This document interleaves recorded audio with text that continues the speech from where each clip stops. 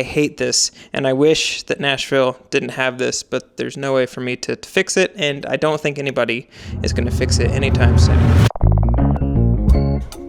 There's something about waking up really early in the morning and going on a run that just, at least for me, just sets my entire day in the right direction. The initial waking up early is probably my least favorite part of the whole thing, but once I'm up and once I'm out there, then I love every bit of it. There's such something about being able to run in an empty city or town or trail or wherever you end up running. That's just really, really special. And on top of that, you get to see the sunrise, which is just so many benefits to getting up and running early. And my favorite one out of all of those it's probably, nobody talks about this one, but my favorite one out of all of them, and I think it's the most practical, is it is currently 9 o'clock and my 16-mile run is done for the day. Meaning that I don't have to it's not lingering and I'm not procrastinating it.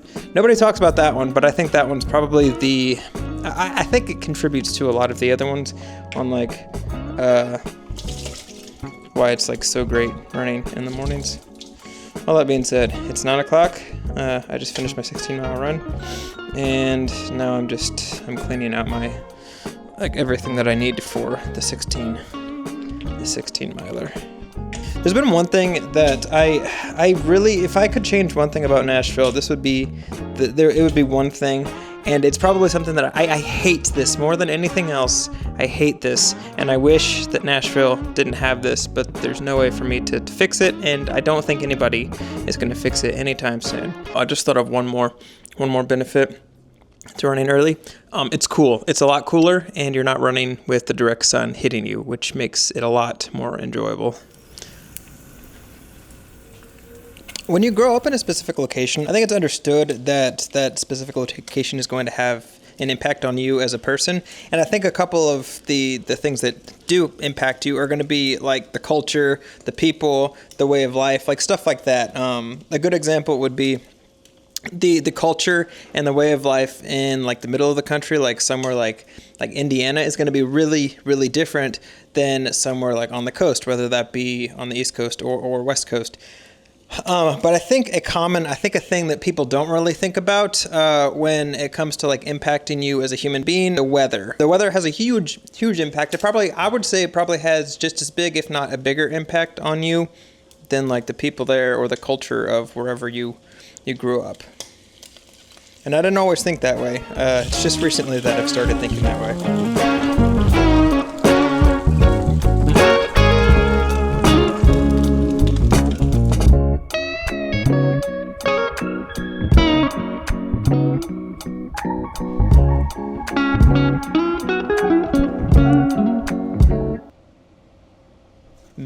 The weather for the next couple of days has cooled down significantly, which that's a good thing. Growing up in California, I am very, very used to a specific kind of climate and a very consistency in the weather, primarily the temperature.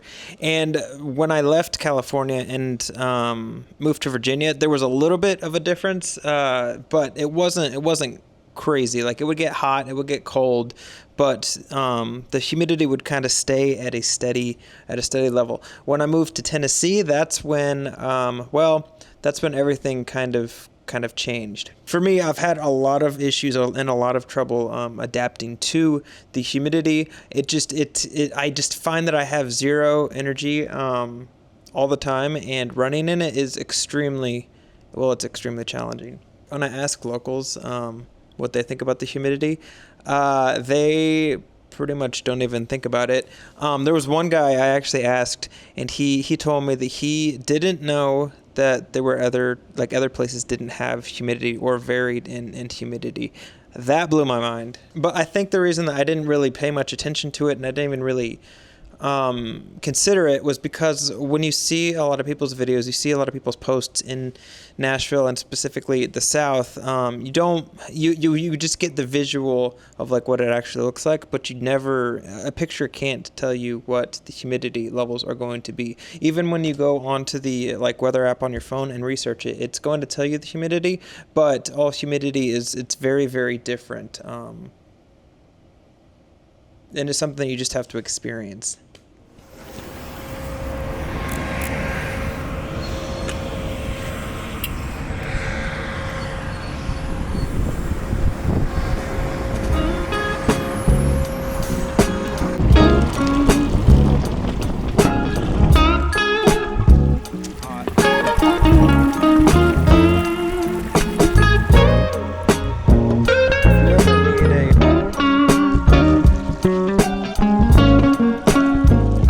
basically what I'm trying to say is if you're looking to move to Nashville or anywhere in the South, or this goes beyond the South, but if you're looking to move anywhere, I would strongly recommend going there a couple of times at different seasons, just so you can kind of know what you're getting yourself into.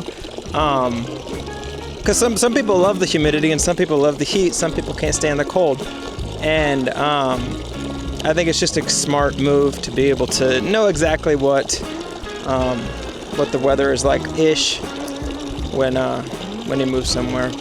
If you already knew this, then well, I'm glad that you do, because I definitely didn't know that when we were looking at moving to Tennessee. And if you have any other recommendations when you're thinking about moving places, please let me know in the comments, because on a completely unrelated note, Savannah had to go get our car maintenance or worked on, and we had to spend $200 to get the alignment on the back half of our brand new car fixed, because there was a big crater in the freeway a couple weeks ago, and ever since then the car's just been a lot louder, and I'm pretty sure, yeah, there's potholes here too, a lot of them.